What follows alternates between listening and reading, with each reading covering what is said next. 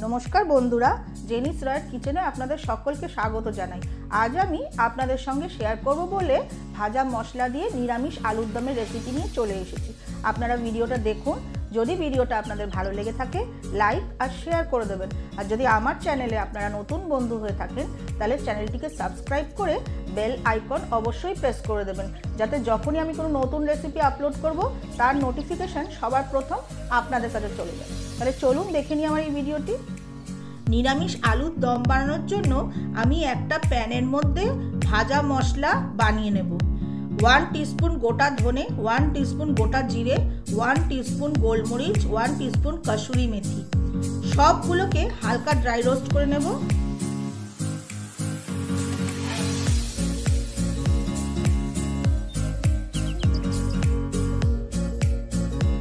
सब मशला हालका dry roast करे नेওয়া হয়ে গেছে।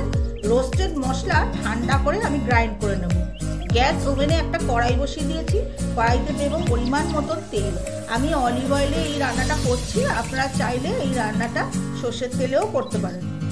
তেল গরম হয়ে গেছে।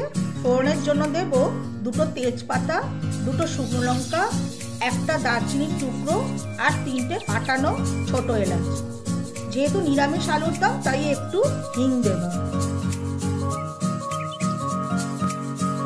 আমি ছোট ছোট কিছু আলু নিয়ে নিয়েছি। আলুগুলোকে সেদ্ধ করে আটা চামচ দিয়ে ফুটো করে নিয়েছি।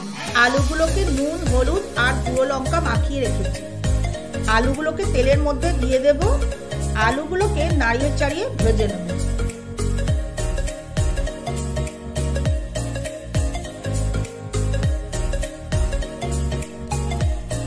आलू सुंदर भाजा भाजा हो गेছে।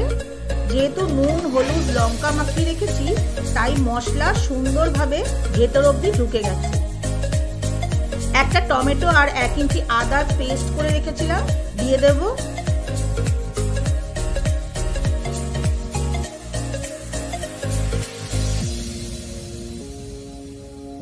কিছু মটরশুঁটি দেব আর অর্ধেক টমেটো কুচিয়ে রেখেছি দিয়ে দেব।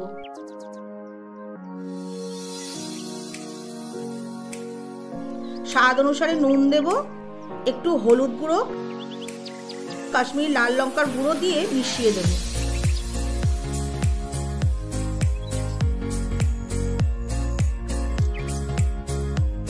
টেস্টের জন্য চিনি দেব। আলুর দম কষে তেল ছেড়ে গেছে। এই পর্যায়ে দেব পরিমাণ মতন গরম জল।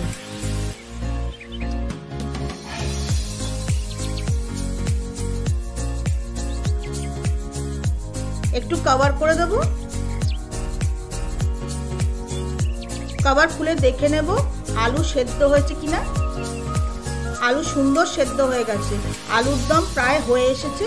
শেষে আমি দেব ভাজা মশলা। একটু মিশিয়ে দেব। একটু ধনেপাতা কুচি আর 1 টিস্পুন ঘি দিয়ে ভালোভাবে মিশিয়ে দেব।